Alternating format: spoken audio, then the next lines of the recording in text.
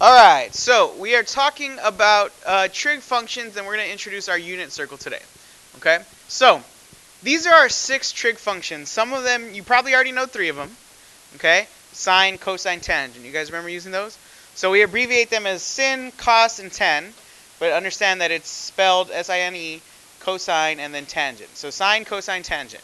And then they have actual inverses, or opposites to themselves. We have cosecant, secant, and cotangent. Okay? So basically we have 6 trig functions that we deal with here in precalc. So we have sine, cosine, tangent, cosecant, secant, and cotangent. Understand this. Cosecant is the inverse of sine, secant is the inverse of cosine, and cotangent is the inverse of tangent. What do I mean when I say inverse? Just basically it's a reciprocal. So flip it. So if you know cosine, if you know sine, you know cosecant because you're just going to flip it. If you know cosine, you know secant because you're just going to flip it. And if you know tangent, you know cotangent because you're just going to flip it. Does that make sense? Okay? Alright, so what you're doing right now, has everybody got it? Well, you're going to see them a bunch of times, okay? What you're doing right now is I want you to, in your right top hand corner of your unit circle, I want you to copy this down, okay? So right now, just copy this, and then we'll talk about those.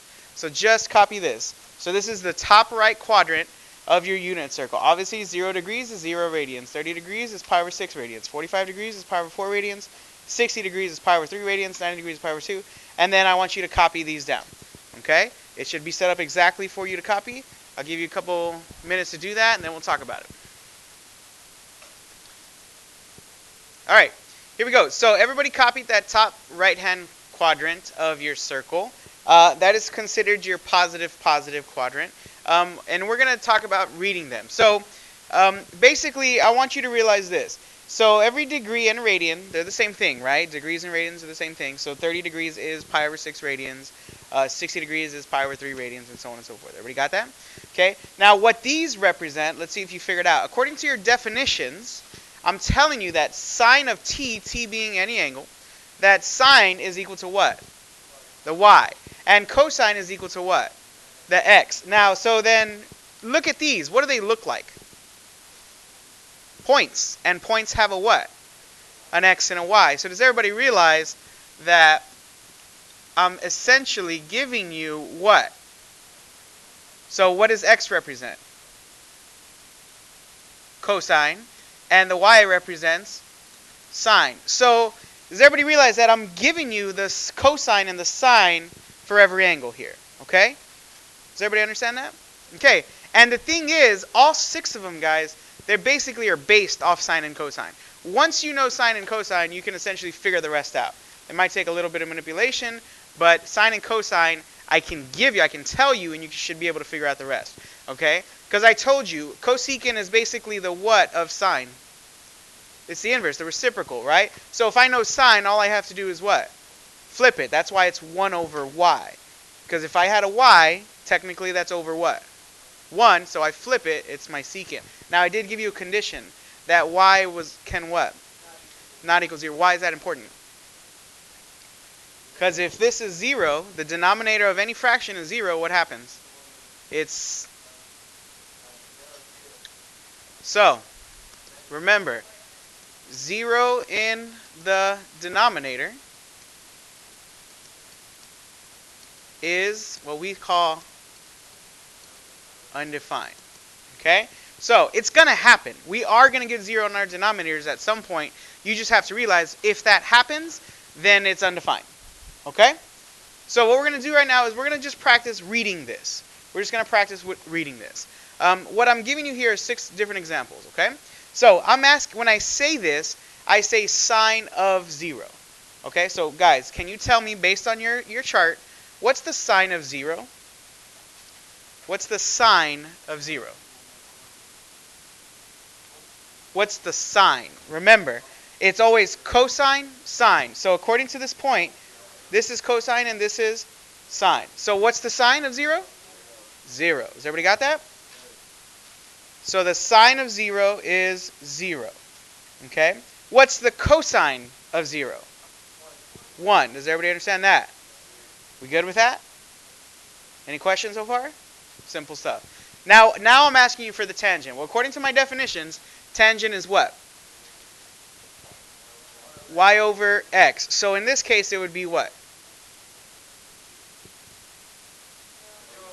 0 over 1, which basically reduces to what? 0. Okay? Anytime you have 0 on top, that means it's nothing divided by something. It's still nothing. So it's 0. Does that make sense? Okay? What's the cosecant? So cosecant, according to this, is 1 over y. Okay?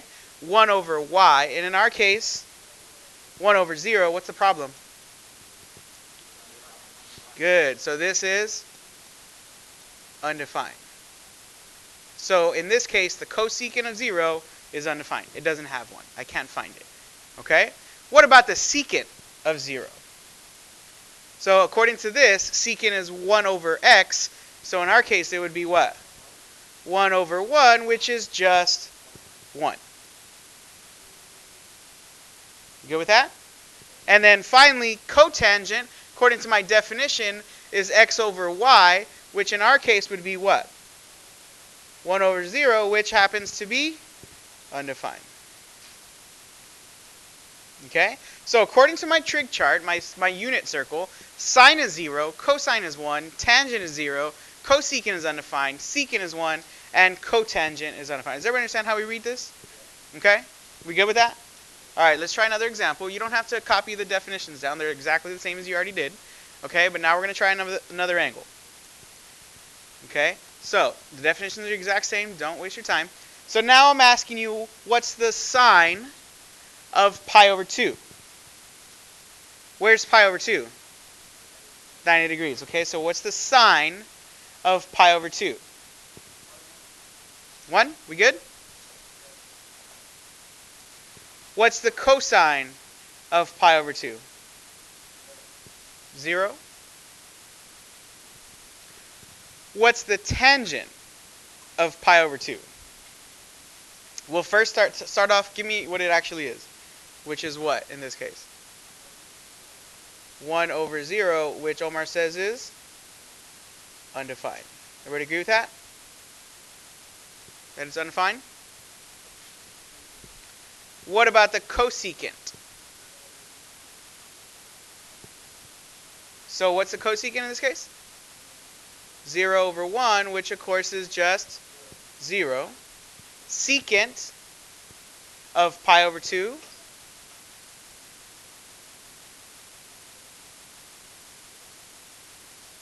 So secant is 1 over x. In this case, it's 1 over what? Which is undefined. And then cotangent is x over y. So in our case, which is just 0. Okay? So, does everybody realize that I can basically change this angle to anything I need, right? Anything I need on this unit circle. Okay? And you should be able to read them to me. You should be able to tell me exactly what everything is. We good? Okay? Copy this bottom corner. Okay? So this is the bottom right hand of your unit circle. This is the bottom right hand of your unit circle. So it should be going from 270 to 360 degrees. Okay? I'll give you a couple minutes to copy that. This is your final quadrant. This is quadrant number 4. This is where your x's, your cosines are positive and your y's are negative, so your sines are negative, okay? This goes from 270 degrees to 360 degrees. But remember, if I go to 360 degrees, it's the same as what? 0. Does everybody realize that? 0 and 360 are the exact same. Okay? So now, I have 330 degrees is 11 pi over 6, 315 is 7 pi over 4, 300 degrees is 5 pi over 4. And then I have the other ones, 3 over 2, and so on and so forth. One more time, this x represents the what? Cosine, and y represents the sine. Now, I'm asking you a very interesting question here. I'm asking you for the angle when I'm asking when the angle is negative pi over 3. Okay? Now, you guys realize that pi over 3 is not here in this quadrant, correct? But I'm asking for negative. Guys, what does negative mean? That it's going clockwise, okay? So, think about this. negative pi over 3. First of all, pi over 3 is how many degrees? 60 degrees. Does everybody agree that pi over 3 is 60 degrees? So does everybody agree that this is negative 60 degrees? Okay? So now, if I'm starting here, normal 60 degrees would go up this way, correct? But I'm asking for negative 60 degrees. So does everybody agree that I'm going to go clockwise this way? So does everybody see that negative 60 degrees is really 300 degrees? Does everybody got that? So negative 60 is really a positive 300 degrees, right? Which is really a positive 5 pi over 4. So although I'm asking for negative pi over 3, what you're reading is 5 pi over 4. Does that make sense? Okay? So although I'm asking for a negative pi over 3, what you're really looking at is a positive 5 pi over 4. Basically, it's the 60 degrees going clockwise. Does that make sense, guys? Okay? Say that again. 5 pi over 3, sorry. 5 pi over 3. Okay? Okay, so can you tell me what the sign of negative pi over 3 is then?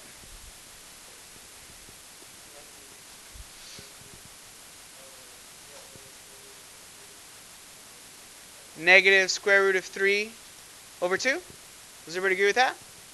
What's the cosine of negative pi over 3? 1/2. Okay? We good? Let me pause real quick because we're... Alright. So, this is where it's going to get fun. Tell me what the tangent of negative pi over 3 is. So, how do you find tangent? Y over x. So, in our case, it would be what? Negative square root of 3 over 2 over 1/2. Now, that looks extremely ugly, right? Okay, how do y'all fix that? How do I fix when I have a fraction over a fraction? So, essentially, you realize that fractions are really doing what, guys? Fractions. When I say 1 over 2, I'm really doing what? Dividing. 1 divided by 2. Like imagine one whole pizza, I'm cutting it in half, in 2 pieces, right? So what I'm really doing here is I'm taking negative square root of 3 over 2 and dividing it by 1/2. Agreed? So, when you have two fractions, basically, that are dividing, in elementary, was it elementary? Maybe 6th or 7th grade. Maybe middle school. You learn that instead of dividing fractions, what can you do instead? You multiply, but it's not regular. You multiply by the reciprocal of the denominator. So what you're going to do is, you're going to take the normal top, which is negative square root of 3 over 2, and you're going to multiply it not by 1/2, but by 2 over 1. Does everybody see that? Okay? And then now, guys, let's simplify. Do you guys notice something interesting is going to happen here? The 2's are actually going to cancel. So really, you're just left with negative square root of 3 over 1, which is just negative square root of 3. Did everybody see how that works? Okay? We're going to try again. Let's try. Okay? Let's try the cosecant. Let's try cosecant. Yeah, still doing the same thing. Actually, let me get some scratch here.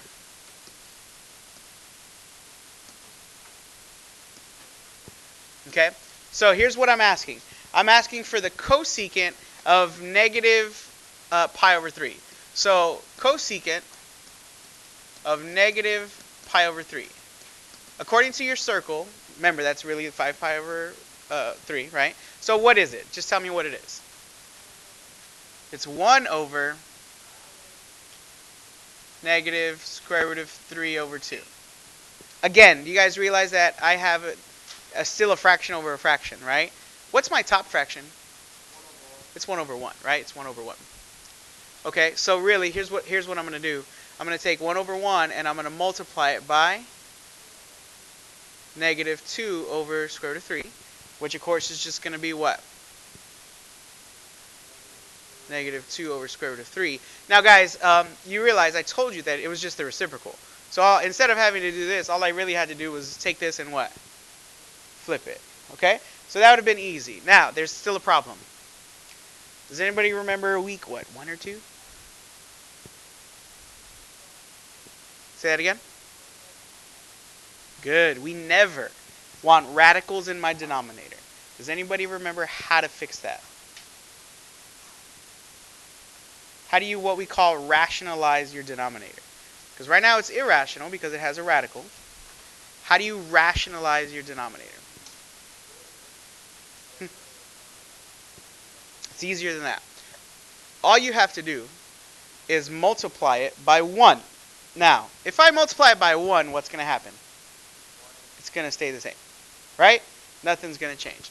But if I multiply it by, I don't know, let's say the square root of 3 over the square root of 3, technically still 1, right? It's my unique one. Does everybody agree that this is still technically 1? But look what's going to happen. It's going to multiply the top, and then what happens to my top? Can I actually multiply those? No. This is a radical, this is not. So it does not become the square root of 6. Everybody understand that? So it's just negative 2 square root of 3 over, what's the square root of 3 times the square root of 3? Why? So there are 2 square roots. Can I actually multiply them? Yeah, so this becomes the square root of 9. And guys, what's the square root of 9? 3. So the whole point is getting rid of the radical, which is what I just did. Got it? So that's my final answer. You are not going to have to do this all the time. Eventually, you'll just be quick because they're all going to be the same numbers, okay? So I just want you to realize, when you're doing cosecant, all you really have to do is flip sign, okay? When you have sign, just flip it, and that's the cosecant. If there's a radical in the denominator, fix it by rationalizing. Got it? All right, what about secant? What's the secant of pi over 3? So, remember, secant is the reciprocal of what? Of cosine. What was cosine? 1/2. Cosine was 1/2. So all I really have to do is what? Flip it. So just remember, secant is the reciprocal of cosine. Okay? Secant is the reciprocal of cosine. So we know cosine was 1 over 2. So all I have to do is flip it, which is going to be 2 over 1, which is just 2. Simple as that. Okay? And then finally, tell me what is the cotangent of negative pi over 3. Okay? So, cotangent is the reciprocal of what? Tangent. What was tangent?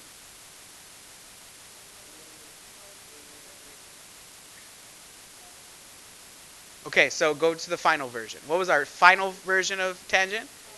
Just negative square root of 3. Agreed? Now that's not a fraction, or is it? It's over 1, right?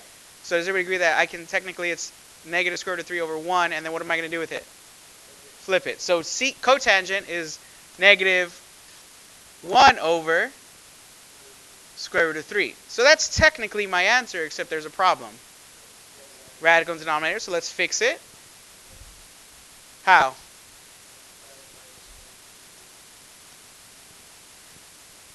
What are you going to get? Square root of 3 over. You see the quick action here? Am I always going to have to multiply? No, I'm just showing you what really happens. Eventually, you're going to get so good, you're just going to go straight to here. Okay? Because I know that my radical is going to go away, and I'm going to be left with a 3, and then basically it's just going to be popped up top. Does that make sense? We good? Okay? So far we know this.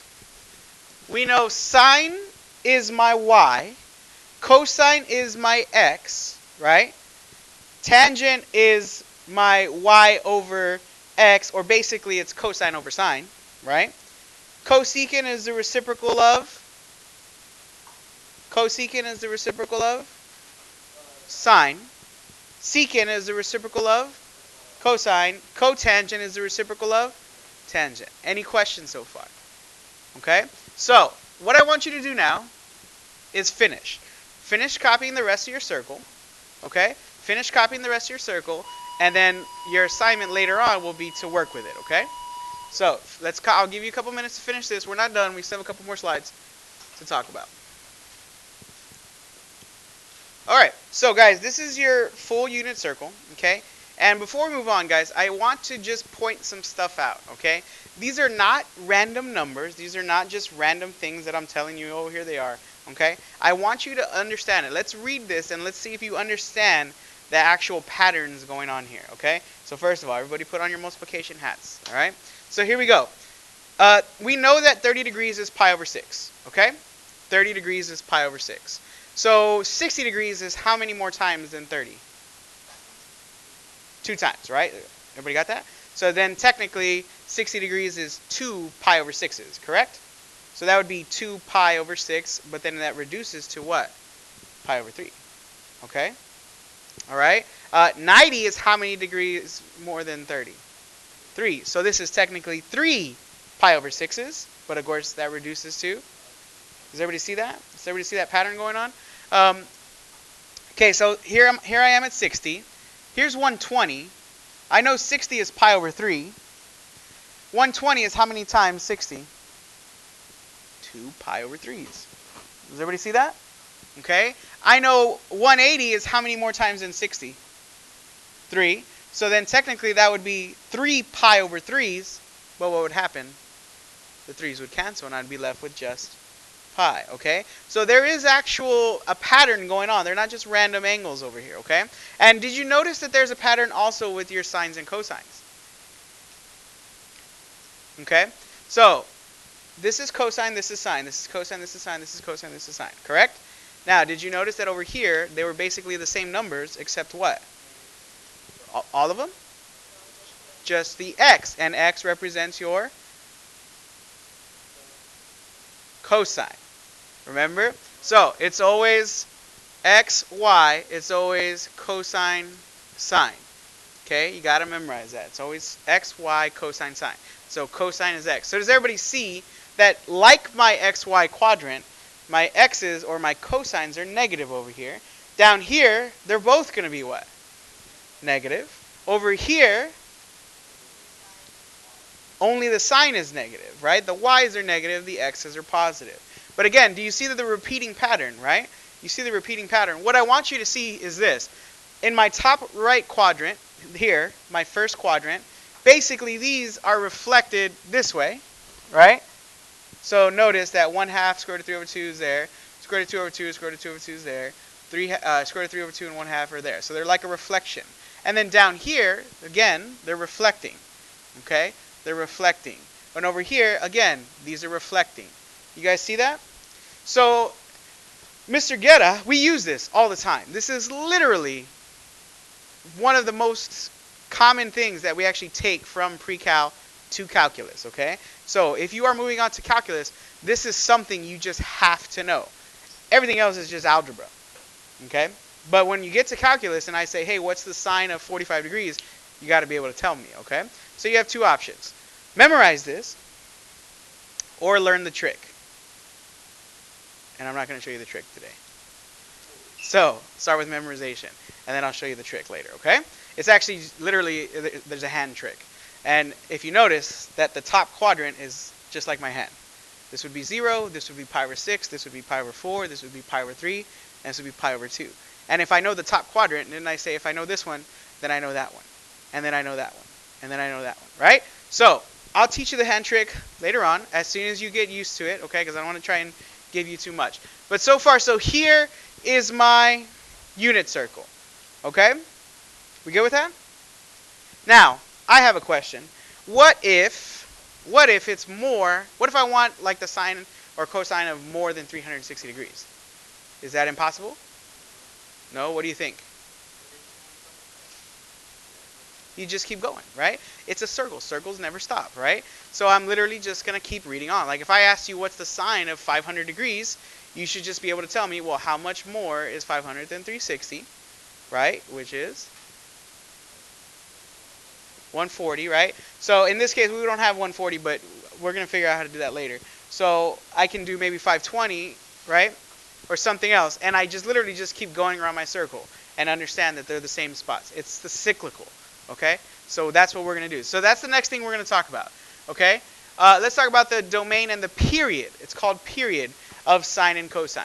So you have a couple of interesting facts here, and then we're going to show you how to do what I was just talking about. So, the first thing says the domain of sine and cosine functions is the set of all real numbers. What does that mean? What is domain, by the way? What is domain?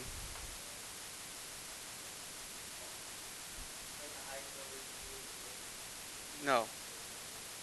Kinda. I know what you're talking. I know what you mean, but remember, domain is what you can put into a function, right? Domain is what you can put into a function. So according to this, the domain of sine and cosine is the set of all real numbers. All real numbers means what? So everything, not just whole numbers. Everything. Decimals, fractions, irrational, never-ending decimals, all those things. So basically, when I say the domain and sine and cosine functions is a set of all real numbers, basically I'm telling you this. I'm telling you, you can put anything in to sine and cosine.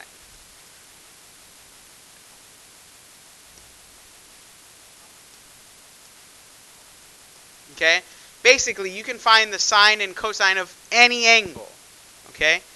Any real number, basically, so no imaginaries. That's the only thing you can put. So you can find the sine and cosine of any angle. All right?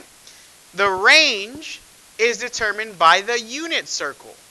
Okay? So it says here the range is determined by the unit circle. Range is what? If domain is what you put in, then range is what? What you get out. Now it tells you the range is determined by the unit circle. So range is the output.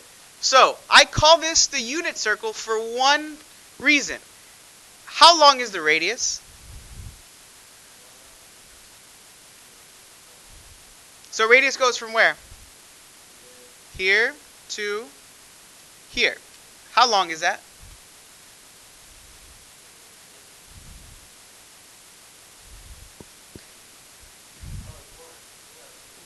One. How do I know it's one? Because remember, guys, this represents how far you went on the x. This represents how far you went on the y. Does everybody agree with that? So how long is the radius of the circle? 1. So does everybody agree that since it's the radius, it's always 1? Okay? So, even over here, how long is the radius? Still 1. Does everybody get that?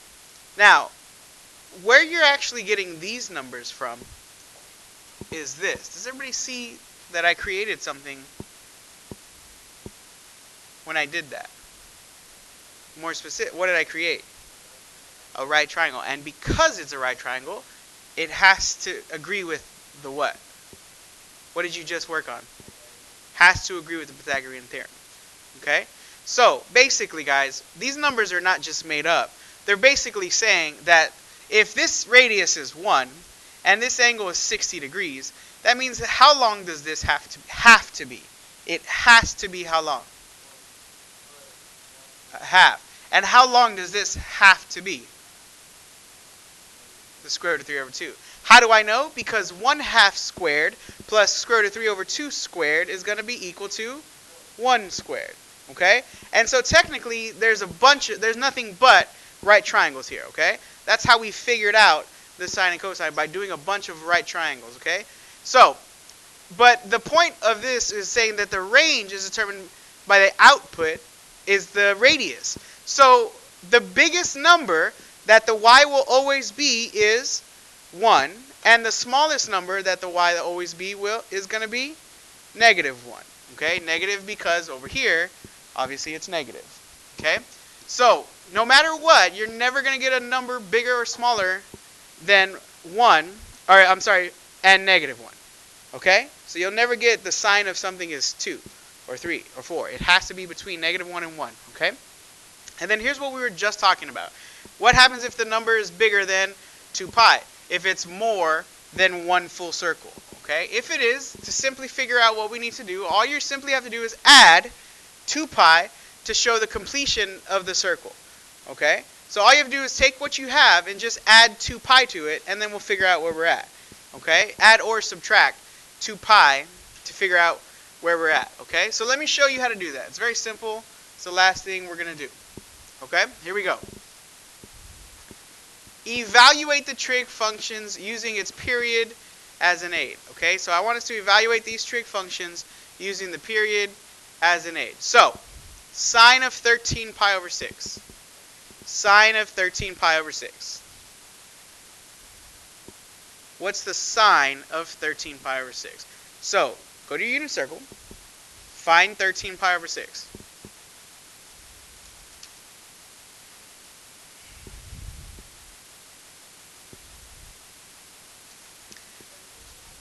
So, what do you notice? It's not there. Okay, good. It's not there. So, but something should have told me that this is more than one circle. How? More specifically, how much is a full circle again?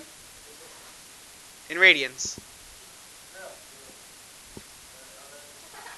Full circle is 2 pi. You remember that?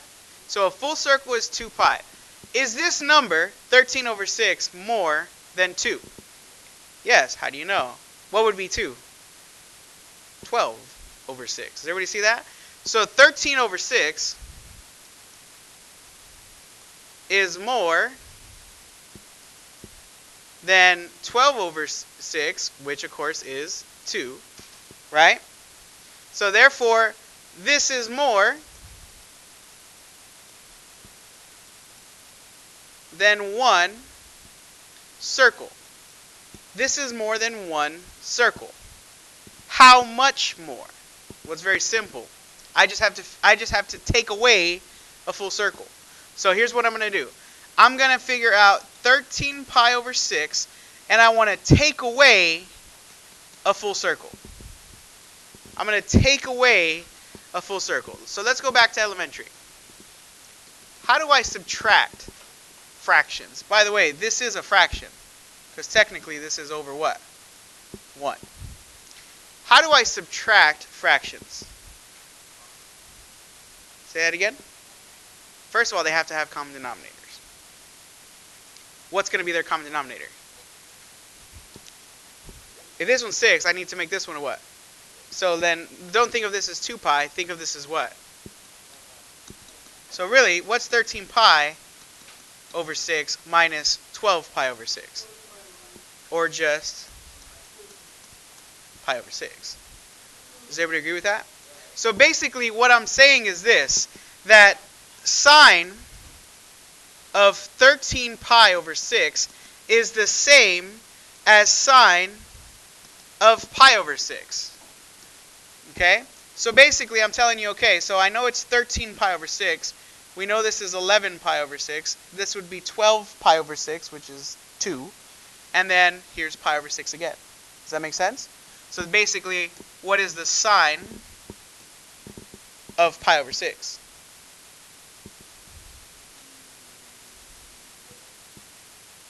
Is it?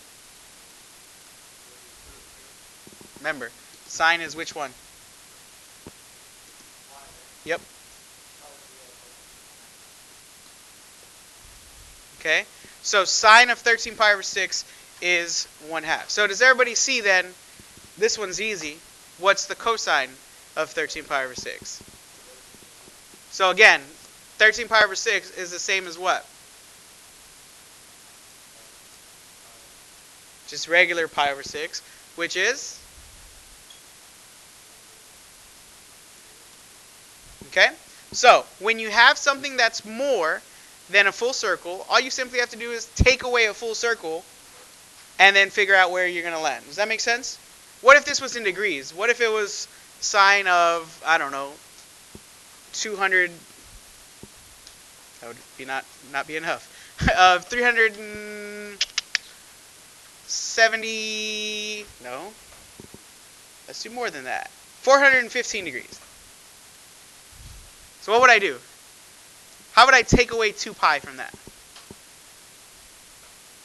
Don't waste your time. Just take away what? Just take away 360. Okay?